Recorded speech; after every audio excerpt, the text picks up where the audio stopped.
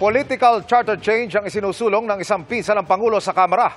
Sa kanyang panukala, gusto niyang gawing 5 taon ang termino ng mga kongresistang tulad niya mula sa kasalukuyang 3 taon lamang. Nakatutok si Tina Panganiban Perez. Political charter change ang pakay ni Ilocos Norte 2nd District Representative Angelo Marcos Barba nang inihain niya ang resolution of both Houses 8. Sa panukala ng pinsa ng Pangulo, gagawing 5 taon ang kasalukuyang 3 taong termino ng mga kongresista. Papayagan din sa panukala ang mga kongresistang tulad niya na magsilbi sa 2 magkasunod na termino o aabot ng 10 taon. Sa ngayon kasi, kahit 3 magkakasunod na termino ang pinapayagan, umaabot lang yan ng 9 na taon.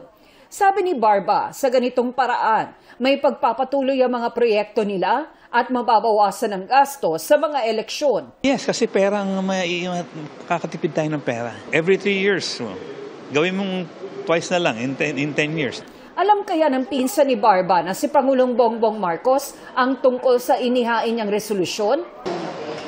No, I've been wanting to file this since 2019. Bagamat na i-refer na ito sa komite, sinabi ng chairperson nito na hindi pabor ang liderato sa panukala dahil economic amendments lang ang gusto nitong isulong.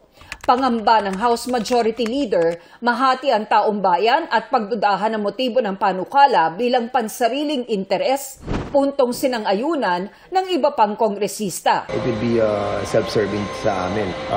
Pinapasa namin yan. Siguro mas maganda yan kung magte-take effect yan after ng mga terms namin para hindi naman pa kami maakusahan. Yes, of course, it will look like self-serving but it causes a lot of disruption when it's every 3 years. Nauna nang inaprubahan ng Kamara ang 2 resolution of both houses para sa economic chacha. Sinisika pa namin kunan ng reaksyon ang Pangulo at Senado. Pero nauna nang sinabi ni Senate President Chis Escudero na hindi prioridad ng Senado ang chacha. Para sa GMA Integrated News, Tina Panganiban Perez, nakatutok 24 oras.